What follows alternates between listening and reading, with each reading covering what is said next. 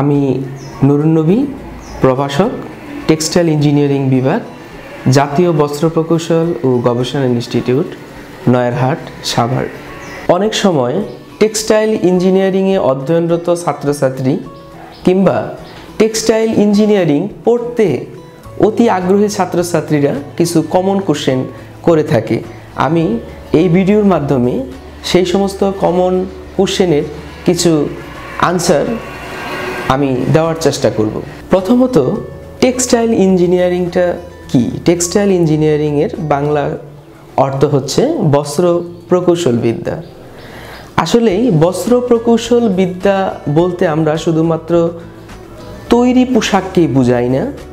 Textile ইঞ্জিনিয়ারিংয়ের ক্ষেত্রে হচ্ছে ফাইবার থেকে ইয়ার্ন, ইয়ার্ন থেকে ফ্যাব্রিক এবং ফ্যাব্রিক থেকে তৈরি পোশাক, এই বিভাগগুলোকে আমরা বুঝাই।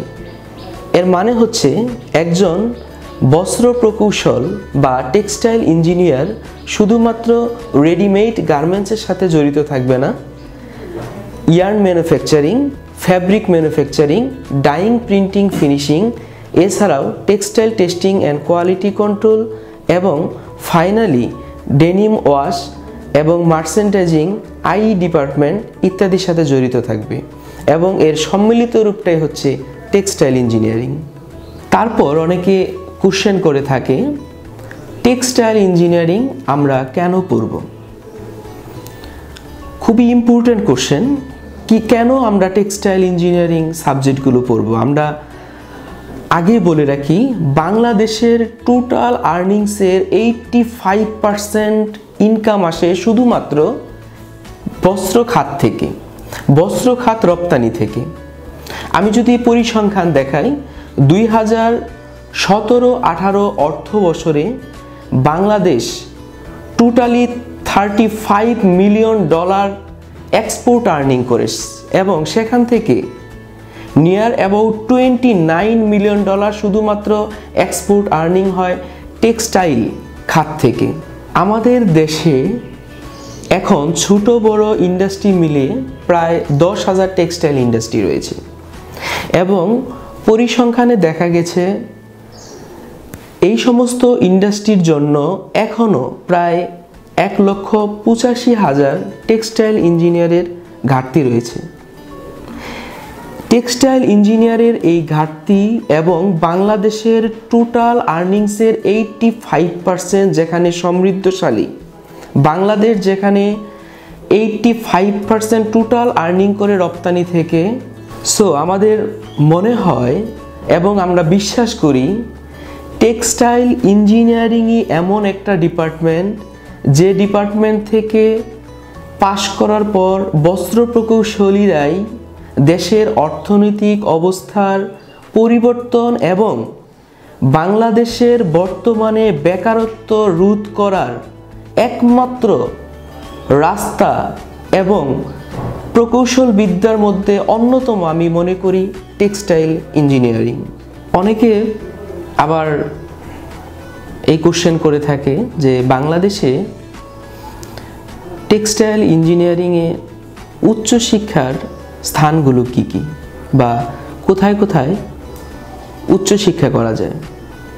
আলহামদুলিল্লাহ আমাদের দেশে টেক্সটাইল বিষয়ে উচ্চশিক্ষার রাস্তাগুলো বেশ সম্প্রসারিত। টেক্সটাইল ইঞ্জিনিয়ারিংয়ে উচ্চশিক্ষার জন্য বাংলাদেশে বেশ কয়েকটি সরকারি বিশ্ববিদ্যালয়, কলেজ এবং সরকারি বেসরকারি অংশীদারিত্বমূলক প্রতিষ্ঠান সহ বেশ কয়েকটি প্রাইভেট বিশ্ববিদ্যালয়ে উচ্চশিক্ষা করার প্রচুর সুযোগ সুবিধা রয়েছে। এক্ষেত্রে যদি আমি বলতে চাই, বাংলাদেশে BUTEX, DUET, Maulana Bhashani science and technology, KUET, এছাড়াও কলেজগুলোর ভিতরে Bangabandhu textile engineering college, Noakhali, Barishal, Chittagong, Pabna engineering কলেজগুলো বিএসসি ইন টেক্সটাইল ইঞ্জিনিয়ারিং সহ এমএসসি ইন টেক্সটাইল ডিগ্রি প্রদান করে থাকে। এছাড়াও সরকারি বেসরকারি অংশীদারিত্বমূলক প্রতিষ্ঠান জাতীয় বস্ত্র প্রকৌশল ও গবেষণা ইনস্টিটিউট টেক্সটাইল ইঞ্জিনিয়ারিংয়ের উপর বিএসসি এবং এমএসসি ডিগ্রি প্রদান করে থাকে। অনেকে কোশ্চেন করে থাকে টেক্সটাইল ইঞ্জিনিয়ারদের কর্মক্ষেত্রগুলো কোথায়। আমি বলবো টেক্সটাইল ইঞ্জিনিয়াররা সরকারি এবং বেসরকারি সব জায়গাতেই এদের কর্মক্ষেত্র বিস্তৃত। টেক্সটাইল ইঞ্জিনিয়ারদের বেসরকারি কর্মক্ষেত্রদের ভিতরে রয়েছে বিভিন্ন প্রকার বেসরকারি ব্যক্তি মালিকানাধীন টেক্সটাইল ইন্ডাস্ট্রি সমূহ। এছাড়াও সরকারি ক্ষেত্রেও টেক্সটাইল ইঞ্জিনিয়ারদের চাহিদা বেশ। এক্ষেত্রে বিভিন্ন ধরনের সরকারি ব্যাংকগুলো বিভিন্ন ধরনের সরকারি textile vocational, textile institute, textile college এবং টেক্সটাইল বিশ্ববিদ্যালয়ে শিক্ষকতা করার সুযোগ রয়েছে। এছাড়াও রয়েছে বস্ত্র ও পাট মন্ত্রণালয়, বস্ত্র অধিদপ্তর, Bangladesh jute research institute, Bangladesh তাঁত বোর্ড, বাংলাদেশ রেশম বোর্ড সহ বিভিন্ন সরকারি মন্ত্রণালয় এবং বিভাগসমূহে। আরেকটি গুরুত্বপূর্ণ কোশ্চেন অনেকে করে থাকেন যে টেক্সটাইল ইঞ্জিনিয়ারিংয়ে মূলত কি কি সাবজেক্ট পড়ানো হয়।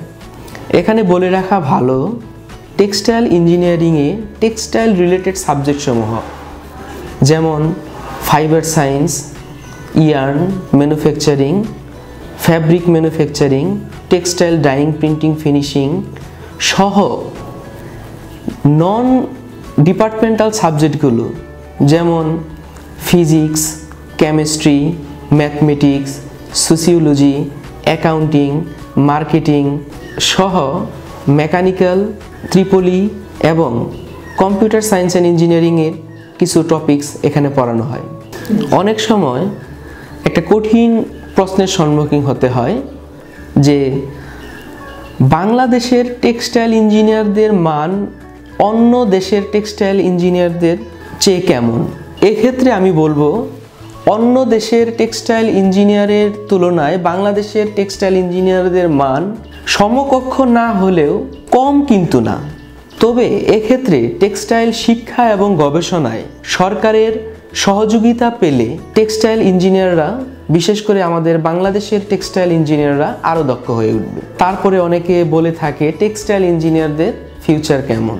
আমি আগেও একবার বলেছি 2021 সাল নাগাদ বাংলাদেশে টেক্সটাইল ইঞ্জিনিয়ারদের ঘাটতি রয়েছে 1,85,000। সো এখান থেকে দেখা যাচ্ছে একমাত্র টেক্সটাইল ইঞ্জিনিয়াররাই পাশ করার পরে পরেই চাকরিতে যোগদান করতে পারবে। বাংলাদেশে টেক্সটাইল ইঞ্জিনিয়ারিং পড়ার জন্য সেরা কয়েকটি প্রতিষ্ঠানের নাম বলার জন্য, তবে সেক্ষেত্রে আমি বলবো বুটেক্স, ডুয়েট, কুয়েট, মাওলানা ভাসানী, বিটেক সহ জাতীয় বস্ত্র প্রকৌশল ও গবেষণা ইনস্টিটিউট, নিটার এসব প্রতিষ্ঠান ল্যাব সমৃদ্ধির দিক থেকে এগিয়ে আছে। পরিশেষে আমি একটা কথাই বলতে চাই, পরিশ্রমী সৌভাগ্যের প্রসূতি। আপনি যে সাবজেক্টটি পড়েন না কেন, আসলেই সব সেক্টরে পরিশ্রম করতে হবে।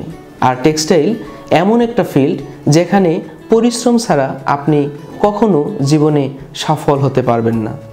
যদি আপনারা টেক্সটাইল ইঞ্জিনিয়ারিংয়ের উপরে ভালো স্মার্ট ক্যারিয়ার গড়তে চান, তবে অবশ্যই আপনাকে পরিশ্রম করার মন মানসিকতা থাকতে হবে। পরিশেষে সকলের জন্য শুভকামনা এবং ধন্যবাদ।